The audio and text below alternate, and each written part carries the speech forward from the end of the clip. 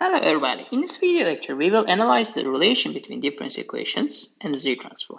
And later we will try to transform difference equation into Z-transform equations and also the equation in Z-transform domain to difference equations and solve some examples to better understand the content. Okay, so let's start with the first one. Okay, given a difference equation, okay, how we can transform it and write the dynamics in the Z domain, and technically we will use the transfer function concept. Okay, so actually the idea is very simple and you should know this very well from your signal systems course. So we take the Z transform of both sides of the equation, this and this. Okay, so let's start with the first equation. Okay, so A0, okay, what is Z transform of yk? Let's assume that it's y of z plus a1, okay, Z transform of yk minus 1. So it is like causal shifting. So what we will do, we will use shifting theorem and say that y of z to power minus 1 plus goes like this, an y of z to power minus n. Okay, actually it's very simple, right? Okay, so let's go and look at the other side of the equation. So do the same thing, e of 0 x of z plus, okay, it's very good. Okay, let's go like this, b of 1 x of z to power minus 1, it goes like this, b of m x of z to the power minus n. Okay, so it's great, right? So we convert everything in the Z transform domain. So what we can do is we can simplify this, okay? So let's write the first equation in terms of Z transform parentheses. This is A0, okay, plus A1 Z to the power minus 1. It goes like this, AN Z to the power minus N. Okay, this is y of z. Okay, it is equal to, let's change the color. Okay, so let's do the same thing. B0 plus B1 z to the power minus 1. It goes like this. Bm z to the power minus m x of z. Okay, this is great. So we can write y of z divided by x of z. And if you remember, we call it transfer function g of z, which is equal to a of z plus a1 z to the power minus 1. Goes like this. Okay, so it's wrong. Very well, indeed. Okay, so b0 plus b1 z to the power minus 1 plus bm z to the power minus m. So if I go below, it is a0 plus a1 z to the power minus 1 plus, okay, ban z to the power minus m. And this is the transfer function. And we wrote the transfer function in terms of ratio of two polynomials, where polynomials are using the order of z to the power minus 1. Okay, so this is good. We will use this notation in this course, such as writing transfer functions, Z transform equations, in terms of polynomials of z to the power minus 1. Okay, but however, in this course, we will also use even more transfer function and discrete equations in terms of polynomials of z, unlike the digital signal processing course, because it will help us in many aspects of the course. Let's clean everything and let's do that. Actually, it's very easy. If you find your transfer function using this expression, it's relatively easy to convert it. Okay, in this case, g of z is equal to, okay, so what I will do is I will technically multiply both sides here with z to the power, so let's clean that, n. Okay, very nice, z to the power n. Okay, multiply this with z to the power n. Let's write the first part, which is even easier, a0 z to the power n, of course, plus a1 z to the power n minus 1. It goes like this, plus an minus 1 z plus a0. Okay, that's it. Okay, so we should be a little bit more careful for the numerator. Okay, very nice. Okay, so what we can do is we can do this b0. Okay, z to the power n. right? Z to the power, what I will do, n, okay, there's no problem with this, plus b1 z to the power n minus 1. It goes like this, b0 z to the power n minus n. Okay, so we can write this in this form. This is good. Okay, g of z. Or what I can do that, I can leave this as z to the power n. I can rearrange the location. So there are a couple of different ways of writing your transfer function in terms of polynomials of z. Okay, so these are the same thing. The only difference is here we are writing everything in terms of z to the power minus 1. Yeah, we are writing everything in terms of z to the power n.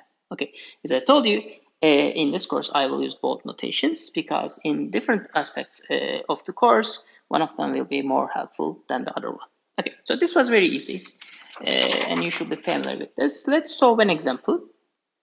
Okay, this is good. This is the result. Okay, so here as you can see, I used a relative different notation. I left z to the power n minus 1 here, and I made the first element of numerator as z to the power m, so but they are technically the same thing. Okay, good. So we have a difference equation which we already solved using different techniques. Okay, so the goal is computing y of k using the z transform technique. So what we are going to do is simply convert the difference equation in the z domain. Okay, solve the z domain equation, and using inverse z transform, compute y of k. Okay, so first of all, we need to find what? Y of z, right? Y of z, no, g of z is equal to 1 over 2 y of z, z to the power minus 1 plus x of z. Okay, y of z is equal to 9 times 1 minus 1 over 2 z to the power minus 1 is equal to x of z. Y of z divided by x of z is equal to 1 over 2 z to the power minus 1. Okay, this is great. So, okay, so I can also write this in terms of this z1 minus 1 over 2. Okay, so what is x of z? It's a unit step function. X of z is equal to 1 over 1 minus, so it should be minus z to the power minus 1, or it is equal to z or z minus 1. So y of z is equal to, okay, z over z minus 1 over 2 times z over z minus 1. Okay, this is great. So what we need to do is we need to decouple it into partial fraction expansion, which will have this form: a times z over z minus 1 plus b times z over z minus 1 over 2. We already performed partial expansion for this. So if you use our previous result, we will see that this is equal to, this is minus, this is 2 times z over z minus 2. Okay, so if we find y of k, so let's clean this. Let's do that all together. Okay, y of k is equal to, so this is simply in step function, minus 1 plus 2. This is 1 over 2 to the power k. Let's check if our result is correct. It should be correct. So it is not correct. Sorry for that. Okay. Okay, good. So why it's not correct? Because I think I made a mistake here. Exactly. Okay, so no problem. Let's clean this. So this is 2. Okay. This is minus 1. So it should be equal to, let's clean everything. Okay. This is 2 minus 1 over 2 to the power k. Okay, good. So everything is forward. So this is very typical example that we already know from Signals and Systems course. Okay, so let's solve a different example. Now we have a second order difference equation, and now input is like a geometric series, which is 3 to the power k. Okay, so we will do the same thing. Okay, y of z, parenthesis, 1 minus 3 z to power minus 1, this is here, plus 2 z to power minus 2, this is here, okay, which is equal to x of z, okay.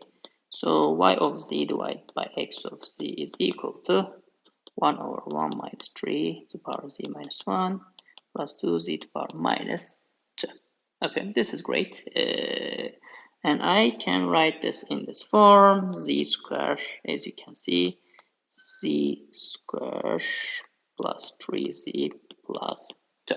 Okay, so our input is now a geometric function. X of z is equal to z divided by z minus 3. Okay, so what is y of z equal to? This is z squared. Okay, so everything is good, no problem with that. Y of z is equal to z cube, okay, z minus 1, z minus 2, this is here, times z minus 3. We will do partial fraction expansion, a times z over z minus 1 plus b times z over z minus 2 plus c times z over z minus 3. So if you compute a, b, c using the residual theorem, you will see that y of z will be equal to 0.5 z over z minus 1 plus, not plus, minus 4 z over z minus 2 plus 4.5 z over z minus 3. Okay, so if I clean everything, okay, no problem. Everything is recorded that way. That's great. So let's change the color. Okay, if I compute y of k using the inverse Z transform, it is equal to 0.5 minus 4 times 2 to the power k plus 4 times 3 to the power k. Of course, we assume that k is greater than or equal to 0.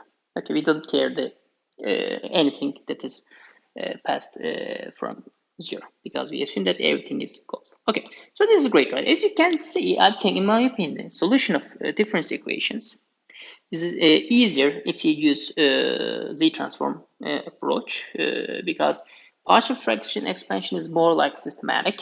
You will look at the tables. The lecture notes, homeworks are all open book, open note. You have generally enough time.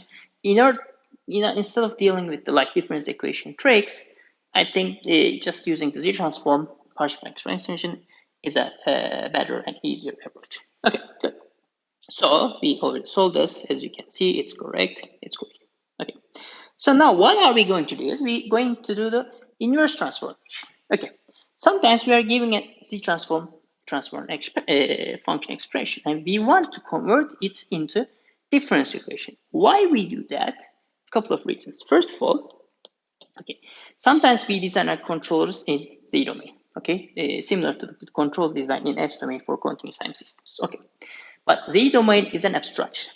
It's like formulation. Okay, but difference equations are more concrete in terms of the application real-world digital control systems. For example, we design controllers like G of C in Z domain and convert it into difference equations, and then we will program difference equations in our digital controllers to realize and implement the system. Okay, so, and I will talk about this in the next couple of lectures. Another simple way of approach, it's not very important, but still it's kind of fun. The other approach is given a Z transform expression, it can be transfer function of just Z transform expression, we convert into difference equations, okay? And instead of finding an analytical solution, we will find a numerical simulation-based solution because we already know that simulating difference equations is very easy. Okay, so for example, maybe our difference equation is 10th order and it's not practical to find an analytical expression. So just numerically simulate it and test the response of the system to unit step, ramp function, or different other kind of simulation-based examples and practical solutions. Okay, good.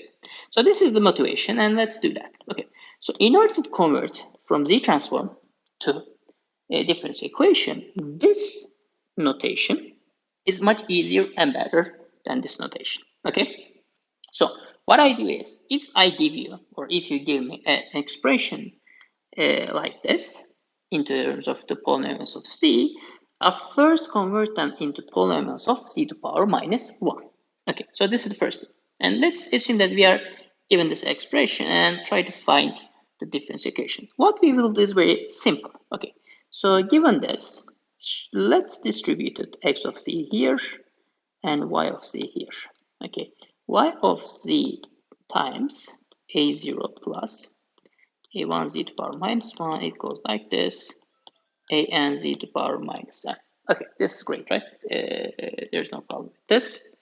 Okay, now what we will do the same thing with x of z, which is equal to b0 plus b1 z to the power minus 1. It goes like this, bm z to the power minus m. Okay, that's great. Everything is fine. There's no problem with this. Okay, so instead of keeping everything in parentheses, let's distribute y of z everywhere.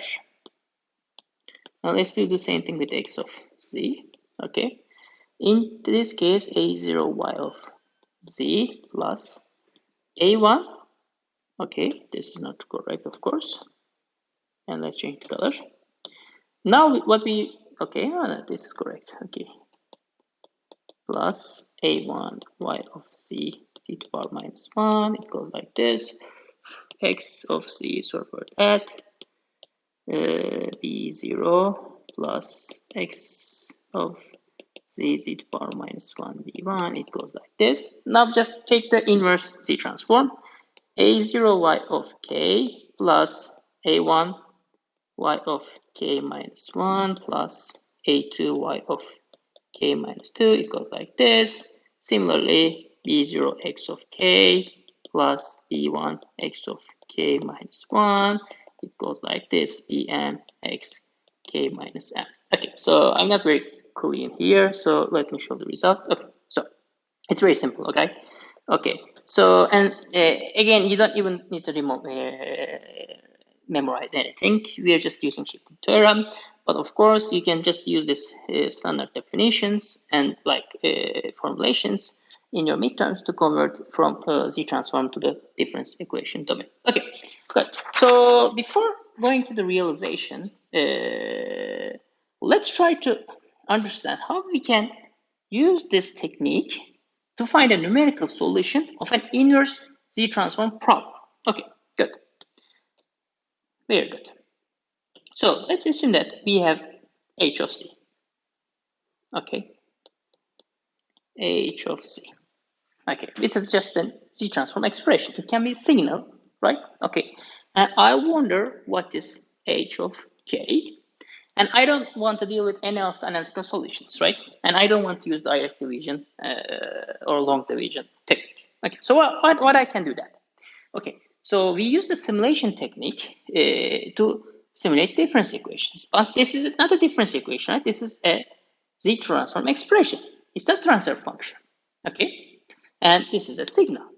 But what we will do is, we will assume that h of z is an hypothetical transfer function. And we have an input-output pair. They are artificial, okay? Like this.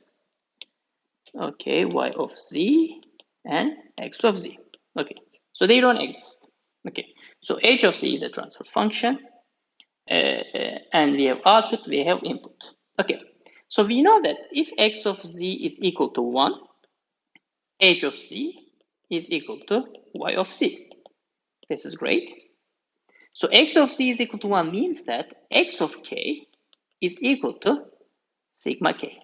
Okay, it's great. So what we can do is, in order to come with h of k, we assume that h of z is a transfer function for this input-output pair, and our input is a simple unit impulse function. And then what we will do is, we will find a difference equation for h of z, and then apply x of k is equal to delta k as the input, simulate it, and it will be technically give us the h of k. Okay, so we know that it's an impulse response of h of z. But here the idea is h of z don't need to be a real system. It can be just signal. But we will interpret it as a virtual dynamical system. We will apply a virtual input, which is the impulse function, and looking at the virtual output will give us numerical solution of the difference equation. Okay, good. I think it's kind of fine. This is h of c, and we already computed h of k for this expression, if you remember from your previous video lectures. Okay, let's do the same thing. Okay, so let's assume that this is y of z and x of z. Okay, and I want to convert it into a difference equation. So y of z minus 2 y of z to the power minus 1 plus y of z to the power minus 2 is equal to x of z to the power minus 1. Okay, so if I find the difference equation, this is y of k minus 2 y k minus 1 plus y k minus 2, and it is equal to x k minus 1. Okay, this is good. So let's simulate it. And x of k is given as delta k. Okay. Okay, this is nice. So what we will do is we will write in terms of, okay, so let's clean everything. Okay, we have a clean space. So let's rewrite the difference equation in terms of y of k is equal to 2y over yk minus 1. This is good, minus yk minus 2 plus xk minus 1. Okay, so we know that xk is equal to 1 when k is equal to 0. Otherwise, it is always 0. Okay, it's good. So what is y0? Y0 is equal to 2y minus 1. This is 0. Okay, this is great. Minus 2y minus 2, it's equal to 0 plus kx minus 1 is equal to 0. So y0 is equal to 0. Okay, so what is y1? y1 is equal to 2y0, which is equal to 0. Okay, yes, it is equal to 0. Okay, y minus 1 is equal to 0 plus x0, it is equal to 1. This is great. So let's do another one. Okay, 2y, okay, 1, which is great, minus y 0 plus x1 is equal to, this is 0, this is 0, this is 1, so it is equal to 2. So if I compute y of 3, you will see that it is equal to 3. y4 is equal to 4. It goes like this. y4, yk will be equal to just k. Okay, good. So what we did is we have a signal. It's a Z transform of the ramp function, and we numerically computed its inverse Z transform by assuming it as a like transfer function in zero domain, applying an artificial input of x of k is equal to, sorry for that.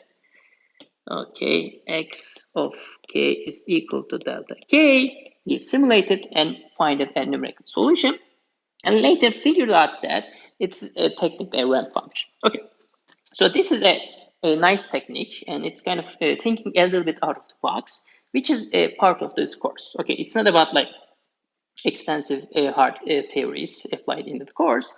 We will generally use the techniques and knowledge that we learned over a couple of different courses, and we will combine them, fuse them, and integrate them to solve examples, to control systems, and analyze digital control systems. Okay, thanks for listening to me.